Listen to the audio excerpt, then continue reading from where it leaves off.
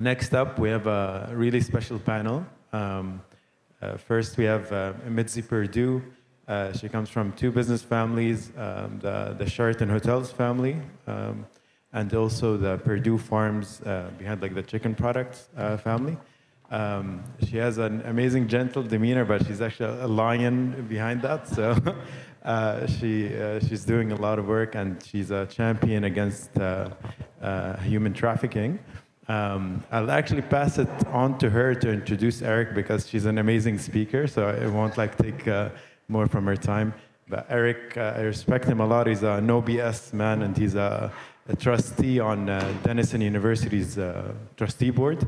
So he's an Ohioan, I guess. I don't know how to say it. But on to Mitzi and Eric. I'll give you my mic as well. Okay, since it's mine, I'm going to ask permission to stand because I think I can project better if I'm standing.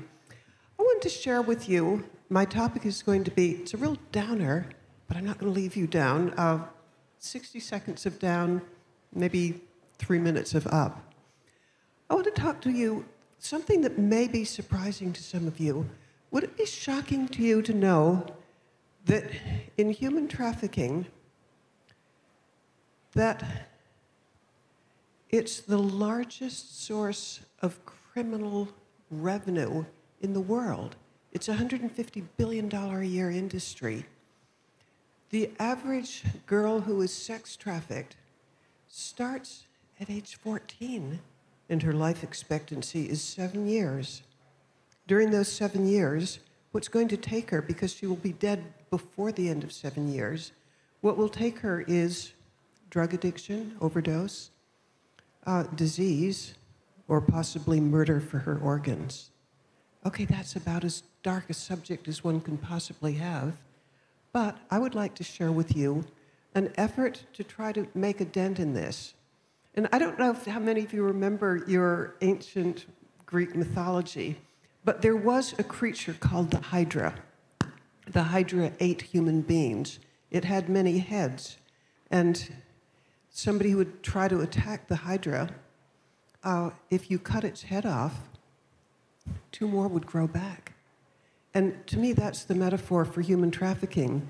The United Nations recognizes 20,000 organizations that are fighting human trafficking. But the problem is, it just keeps growing and growing. And here's a reason why it grows. It's insanely profitable. If you, this is really hypothetical, but imagine for a moment that you're a trafficker in New York and you're running 4 girls. You're making $1 million a year. And your chances of having any kind of penalty for that is less than 1 in 1,000. So what do we do about this? How do we cut the head off the Hydra in such a way that 2 more don't grow back, 2 more heads don't grow back? And it seems to me that one of the best approaches that we ought to do a whole lot more of is going after the traffickers for money laundering. It's illegal to launder money. And if you're a trafficker, again, that trafficker in New York who's running 4 girls and is making $1 million a year, let's assume it's a he. It could be a she, but on average it's going to be a he. That trafficker, he can't spend the money because you can't spend money that's illegally obtained. You have to launder it in some way. So supposing that Eric wants that Lamborghini that he's been hungering after, I'm making this up, and you've got $1 million in cash, it weighs 22 pounds, you can't spend it because you bring the cash into the Lamborghini dealer, and guess what? That dealer, and again, let's assume it's a he, has to report it to the feds, and you're now on their radar. You don't want that. You have to launder the money. Well, why isn't money laundering more effectively used against trafficking? And the answer is, I'm going to tell just a quick story about a guy that I know who heads the anti-money laundering training academy. This guy, he was a cop for 30 years, New York State Police, and while he was a cop, he told me that he would get 4,000 suspicious activity reports a month. these are reports of people like the Eric, who isn't Eric, who is trying to launder money. 4,000. He told me that his ability to look into those 4,000, it stopped when he got to about 3. He said, there's a podcast that I listened to that said that we could use 100,000 more people who are trained in anti-money laundering. You know, the gap between the ability to prosecute people and the people who are able to prosecute them is very incommensurate. So what are we doing about it? My organization is trying to raise funds to train and hire more people in anti-money laundering. And the special gimmick that we have is a certain percentage of women who've been trafficked, or men, have the IQ and the aptitude and the interest to learn coding, and we know this because it is being done. We want to expand that, and our method for financing this is an auction in which we ask people who have high-value items either to donate the items or to bid on them. And ideally, the auction will take place in January at the Burj Khalifa. If not, it will be at the Dubai Louvre. Have I got that right? The Abu Dhabi Louvre.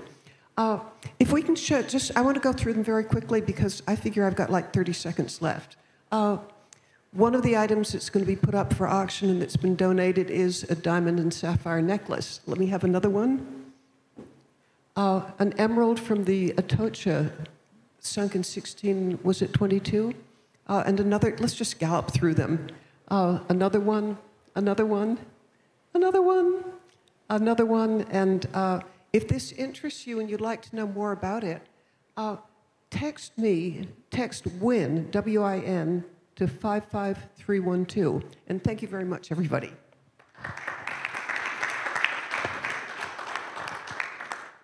And by the way, if there are any IRS or other federal agents in the room, I am not involved in any kind of money laundering. That was just an example. That was not actually an indication that I'm involved in anything that you as an IRS official would have any interest in. I do not want to talk to you. So awesome, Mitzi. And I'll talk kind of quickly about a parallel issue of how do we work smarter as a society to rehabilitate into the workforce and into constructive roles in American society? How do we work together as business and other people to make that happen? It's certainly super relevant within the trafficking space. But I have a poll, and this is interactive. So I would ask 2 quick questions if you'd raise your hand. How many folks? And this is a very general. This is a very, very general, high level curiosity. How many people in the room feel that you do enough currently in philanthropy and in doing things for others? Smattering. I see like 5%. How many people in the room feel that you currently have a high enough level of personal happiness? Interesting, a little more happiness than philanthropy. The reason I ask is I often tell people, so I was in the private equity and in investment space for 25 years, and I'm fortunate to now be able to primarily work in the philanthropic space. I tell people doing things for others and getting yourself personally more active in any type of philanthropic pursuit is in many ways the most selfish decision you can make, because it is an easy, direct path to increasing your happiness. There is tons of brain science. Look this up. It's unbelievably interesting. Doing more for other people enhances your own happiness as a faster mechanic than anything else that you can do. And there's all sorts of real brain science behind that. I think an interesting topic. So if you see that I'm happy and smiling, it must be because I get to do more stuff around philanthropy. I am not, I just have a topic to share because I think it is of interest to business and political leaders. We're not sort of pitching anything from our foundation standpoint yet. And that is, again, related, Mitzi, to your discussion. You know, we have this issue that we heard earlier from a number of small business people. Anyone who's tried to hire people, who's tried to get anything done in the United States in the last 12 months knows there is a severe labor shortage. We do not have enough people in all sorts of trades and jobs. And it's kind of startling that there's not the pragmatic reaction Well, we have 7 million people in the United States who are connected to the criminal justice system who are not fully employable because they're either incarcerated, they are infected with having a felony, they don't have any skills coming out of prison in their 20s and 30s and 40s, and are left honestly with very little option for what else to do to support and sustain themselves other than ending up recommitting and ending up driving this horrible recidivism rate that we have in the United States, that you have 70 to 85% of felons will recommit once they are released. Cost to folks that are paying their taxes, it's about $200 billion a year that is sucked up in the U.S. economy by paying for this huge industry. And we have been partnered now for a few years with an organization called the National Alliance for Higher Education and Prison. And our foundation has relationships with about 50 colleges and universities. If you look at any school that's within about 80 miles of here, you'll find probably a major project that we've been involved in sponsoring. We're now working with that school network along with departments of corrections and other folks to restore good educational opportunities into U.S. prisons. Those were generally stripped out 20, 25 years ago. And are working to restore those education opportunities into prisons. The punchline is, it is absolutely astounding. Again, 70 to 85% of felons will generally recommit. People who've been through these college ed and other organized educational programs in U.S. correctional facilities have a recidivism rate of less than 5%. So you can give this speech to the political left, to the political right, to the political center. It is absolutely unifying. It is insane for our business and political leaders and academic leaders to not be even further engaged with this effort to make sure that of the folks that are relatively easily rehabilitatable and able to be repositioned to be good citizens. You have a lot of people in prison. I've been in Sing Sing. I've been in, we were actually chatting before. I was going to start a joke off by talking about how we've both been in prison, but unfortunately, I don't think either of us is actually sentenced. I think we were just visiting. But I've been in and have spent time with folks that have been through these programs. And for the right subset of the prison population, it is absolutely transformative, and you end up with people coming out and getting great jobs, being reintegrated into American society in a way that is super constructive. So happy to talk about this further. Again, there's no particular ask. I mean, we're funding these pilot programs in a number of different metro areas. If you are an employer, if you have a business, if you are someone who is looking to fill in your workforce, I would really strongly encourage you to look at what a lot of business leaders have been doing of opening up their aperture to look at folks who do have a background of being involved in the criminal justice system and of closely evaluating your ability to bring those people into your workforce on the right, smart, selective way. If you're around academia, I would encourage you to look at the National Alliance. Very easy to find this organization, like making really profound change in bringing schooling back into these facilities to rehabilitate people. If you're in the political leadership, and we have some folks from the political side here, I've had some really interesting conversations. This is very inspiring, I think, to a lot of people in politics who are so sick of the tribalism and the polarization. This is an issue that everyone agrees on, right? And it's one that you can actually bring everybody together and have really great outcomes without the need to pour a pile of money, and it's actually great return on investment and restores a lot of justice at the same time that it makes great economic sense. So I think a lot of interesting things happening in this space. Happy to chat with folks separately, and again, check out these organizations. They're making really great changes to our country. Awesome, thank you. Mark is going to comment.